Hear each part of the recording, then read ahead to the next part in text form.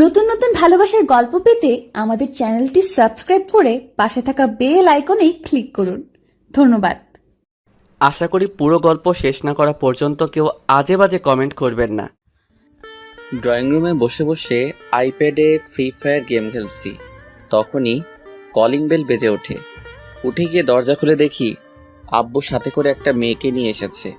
আমি আম্মুকে ডেকে বলি, ও আম্মু গো, তোমার বুঝি এই বাড়ির ভাত বন্ধ হয়ে গেল, তাড়াতাড়ি এসে দেখে যাও, আব্বু আবার বিয়ে করে বউ নিয়ে এসেছে। এই হারামজাদা চুপ, আগে সব কথা শুনে তারপর চেঁচামেচি কর। আর কি বলবে তুমি? ছি ছি আব্বু, তুমি এই বয়সে আবার বিয়ে করলে? আর এই মেয়ে, মাথায় কি কিছুই নেই? নিজের বাবার বয়সী একটা লোককে বিয়ে করেছেন।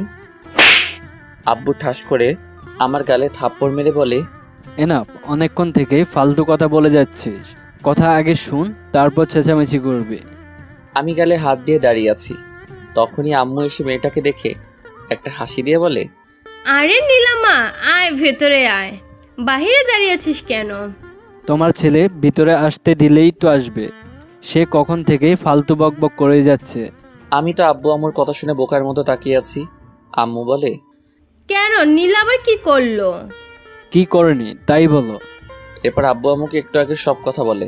সব শুনে আম্মু হাসতে হাসতে বলে, আরে ও তোর আব্বুর বন্ধুর মেয়ে নীলা, আজ থেকে আমাদের বাসায় থাকবে আর তোকে পড়াবে। কি? উনি আমাকে পড়াবে মানে?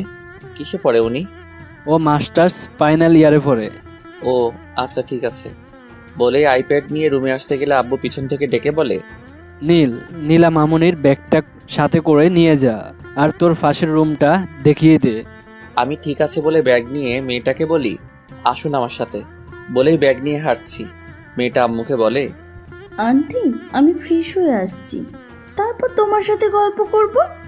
ঠিক আছে মা, যা এখন ফ্রেশ হয়ে আয়।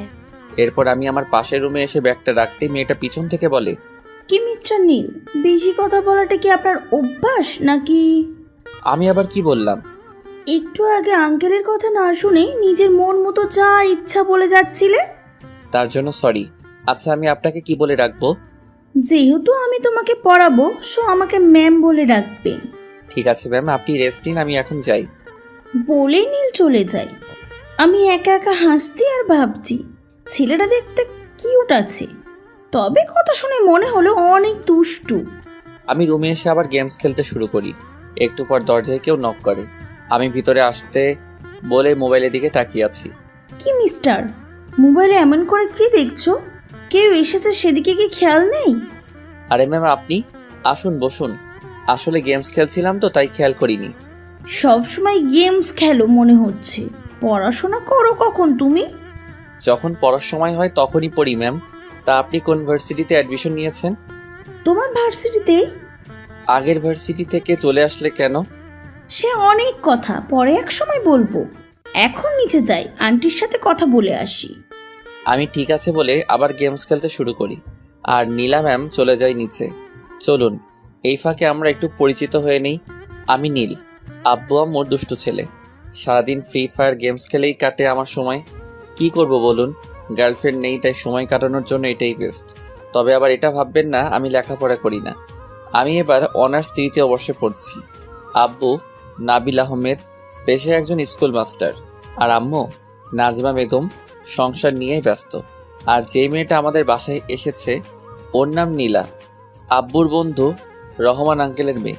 নীলা আম্মু মারা গেছে 3 বছর আগে। রহমান আঙ্কেলের একজন টপ বিজনেসম্যান। বাকি পরিচয় গল্পের সাথে থাকলেই জানতে পারবেন। আমি নিচে এসে দেখি আঙ্কেল বসে টিভিতে খবর দেখছে আর আন্টি কিচেনে রান্না করছে। আমি আন্টির কাছে যেতেই আন্টি আমাকে দেখে বলে, কিরে মা, তুই এখনো কি করছিস? তোর আঙ্কেলের কাছে যা, আমি আসছি, রান্না প্রায় শেষ। কেন আন্টি, আমি এখানে থাকলে বুঝি তোমার সমস্যা হচ্ছে? আরে তা না, এখানে তো অনেক গরম, আর তুই তো সব সময় এসিতে থাকিস, তাই বললাম। আমার কোনো সমস্যা হবে না আন্টি। আর শোনো, আমাকে এই বাড়িতে রাখতে হলে তোমার সাথে সাথে কাজ করতে দিতে হবে। কি বলছিস তুই? তুই আমাদের বাসার মেহমান আর তুই কাজ করবি? আমাকে মেহমান না ভেবে নিজের মেয়ে ভাবতে পারবেন না আন্টি? মা চলে যাবার আর কেউ মায়ের মতন ভালোবাসা দেয়নি। তুমি আমাকে নিজের মেয়ে মনে করো না আন্টি? এই পাগলি মেয়ে, কান্না করছিস কেন? আর তুই তো আমারই মেয়ে। আয় আমার বুকে আয়। আমি দৌড়ে গিয়ে আন্টিকে জড়িয়ে ধরে চোখের পানি ছেড়ে দিই। আজ 3 বছর পর মনে হচ্ছে আমার বুকের মরুভূমিতে বৃষ্টি হয়েছে। একটু পর আন্টি আমাকে জড়িয়ে চোখের পানি মুছে দিয়ে কপালে চুমু দিয়ে বলে, যা মা, তুই তোর আঙ্কেলের সাথে গল্প কর। আমি রান্না হয়ে গেছে, খাবার নিয়ে টেবিলে আসছি। আমিও তোমাকে হেল্প করি আন্টি। আচ্ছা ঠিক আছে, আয়। আমি আর আব্বু টেবিলে বসে আছি। একটু পর দেখি আম্মু আর নীলা ম্যাম খাবার নিয়ে আসছে। আব্বু বলে, কিরে মা, তুই কাজ করছিস কেন? আর নাজমা, তুমি কোন আক্কেলে মেয়েটাকে কাজ করতে দিচ্ছ? আন্টিকে কিছু বলো না আঙ্কেল, আমি নিজে থেকেই করেছি। আন্টি আমাকে নিষেধ করেছে। উফ, এখন কথা রেখে খেতে দাও তো। আম্মু ক্ষুধায় পেটে ইঁদুর খরগোশ সব দৌড়াচ্ছে। আমার কথা শুনে আম্মু আর নীলা ম্যাম হাসছে। আব্বু আমার দিকে তাকিয়ে বলে, খাওয়া ছাড়া আর কোনো কাজ আছে নাকি? লেখাপড়া ঠন ঠন। এবার যদি রেজাল্ট খারাপ হয় তাহলে খবর আছে তোর। কত কষ্ট করে ইন্টার থেকে 4.68 নিয়ে পাশ করেছি, তাও এই স্কুল মাস্টার বলে আমি নাকি ঠিকমতো পড়াশোনা করি না। পাশের বাড়ির আকাশ জিপিএ 5 পেয়েছে, তোর সাথেই তো পড়ে। পাশের বাসার রফিক আঙ্কেলের নিজের নামে একটা কোম্পানি আছে, সেও তো তোমার সাথেই পড়েছে। আমার কথা শুনে আব্বু রাগে কটমট করছে, আর আম্মু মুখ টিপে হেসে বলে, আচ্ছা, তোমাদের বাপ ছেলের ঝগড়া শেষ হয়ে গেলে এবার খেয়ে নাও। নীলামা, তুইও বসে পড়, সবাই একসাথে খেয়ে নেই। এরপর সবাই চুপচাপ খাবার নেয়। খাবার খেয়ে রুমে বসে কিছু সময় গেমস খেলি। একটু পর নীলা ম্যাম আমার রুমে এসে বলে, হাই, কি করছো? আরে আপনি আসুন, এই বসে আছি, তেমন কিছু না। তোমার তেমন কাজ না থাকলে চলো না বাইরে থেকে ঘুরে আসি। আসলে বাসায় থাকতে সব সময় রুমে ছিলাম, তাই আর কি। আচ্ছা, আপনি গিয়ে রেডি হয়ে আসুন। নীলা ম্যাম ঠিক আছে বলে একটা মুচকি হাসি দিয়ে চলে যায়। আমিও ওয়ার্ড্রপ থেকে একটা অরেঞ্জ রঙের টি শার্ট আর ব্ল্যাক প্যান্ট বের করে চেঞ্জ করে আয়নার সামনে দাঁড়িয়ে চুল ঠিক করছি। তখনই আব্বু আমার রুমে এসে বলে, কিরে দুলামিয়া, সাজছিস কেন? কোথায় যাবি এই সময়? ম্যাম বলল ঘুরতে যাবে, তাকে নিয়ে বের হব। নীলা মামুনি ঘুরতে যেতে চেয়েছে, ঠিক আছে নিয়ে যা। আর এনে টাকাটা রাখ, নীলা মামুনি কিছু খেতে চাইলে কিনে দিস। বলে আব্বু চলে যায়। আমি টাকা চাইলে তো কখনোই দেয় না, আর যেই নীলা ম্যামকে নিয়ে ঘুরতে যাব বলেছি অমনি 1000 টাকা দিয়ে গেল। এটা কি আমারই আব্বু? আম্মুর কাছে জিজ্ঞেস করতে হবে। বলে রুম থেকে বের হয়ে নিচে এসে দেখি আম্মু বসে আছে। আমি আম্মুর পাশে বসতেই আম্মু আমার দিকে তাকিয়ে বলে, কিরে, কোথাও যাবি নাকি তুই এখন? ম্যাম ঘুরতে যেতে চেয়েছে, তাই তাকে নিয়ে ঘুরতে যাব। ও আচ্ছা, তাড়াতাড়ি ফিরিস কেমন? ঠিক আছে। আচ্ছা আম্মু, একটা কথা বলো তো, তোমার হাজবেন্ড কি সত্যি আমারই আব্বু? এই ফাজিল, তোর আব্বুর না হলে কার আব্বু? আমি টাকা চাইলে তো কখনো দেয় না, আর যেই শুনলো ম্যামকে নিয়ে ঘুরতে যাব অমনি আমাকে 1000 টাকা দিয়ে দিল। তোর আব্বু দেয় না তো কি হয়েছে? আমি তো দেই তোকে, তাই না? তুমি তো আমার লক্ষ্মী সুইট আম্মু। আরও কিছু কথা বলি আম্মুর সাথে। একটু পর নীলা ম্যাম আমাদের কাছে আসতেই আমি তো হা করে তাকিয়ে আছি তার দিকে। একটা পিঙ্ক কালারের গাউন পরেছে।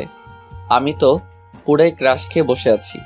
নীলা ম্যাম আমার দিকে তাকিয়ে চোখের ভ্রু নাচিয়ে ইশারায় বলে কি, আমি লজ্জা পেয়ে অন্যদিকে তাকিয়ে ফেলি। আম্মু ওঠে নীলা ম্যামের কাছে গিয়ে চোখ থেকে একটু কাজল নিয়ে ম্যামের গালে লাগিয়ে দিয়ে বলে, কারণ নজর যেন না লাগে আমার মামুনিটার। নীলা ম্যাম লজ্জা পেয়ে মুচকি হাসে। আমি আর চোখে ম্যামের দিকে তাকিয়ে আছি। একটু পর ম্যামকে নিয়ে বের হয়ে একটা রিক্সা নিয়ে এক পাশে চেপে বসি। কেমন জানি আনইজি ফিল করছি। এই প্রথম কোনো মেয়ের সাথে এক রিক্সায় উঠেছি। ম্যাম আমাকে বলে, তোমার জন্য কি এদিকে জায়গা নেই? পড়ে যাবো তো। আমি ঠিক আছি ম্যাম, সমস্যা নেই। এই দিকে চেপে বসো, নয়তো পড়ে যাবে। আমি ম্যামের দিকে একটু চেপে বসে বলি, কোথায় যাবেন ম্যাম বলুন? তোমার যে জায়গা সবচেয়ে বেশি ভালো লাগে সেখানেই চলো। আমার তো নদী সবচেয়ে বেশি ভালো লাগে। তাহলে সেখানেই চলো। এরপর রিক্সাওয়ালা মামাকে বলি নদীর দিকে যেতে। একটু পর নদীর পাড়ে এসে ম্যামকে নিয়ে বসে আছি। দুজনের মাঝেই নীরবতা ভেঙে আমি বলি, কিছু খাবেন ম্যাম? আমার খুব আইসক্রিম খেতে ইচ্ছা করছে। ঠিক আছে বলে আমি উঠে গিয়ে 2টা আইসক্রিম নিয়ে এসে ম্যামকে একটা দেই আর একটা আমি খেতে থাকি। কিছু সময় সেখানে বসে থেকে ম্যামকে নিয়ে হাঁটতে হাঁটতে চলে আসি একটা পার্কে। আজ নিজেকে কেমন জানি মিঙ্গেল লাগছে। আরও বেশ কিছু সময় ঘোরাঘুরি করে ম্যামকে নিয়ে বাসায় চলে আসি।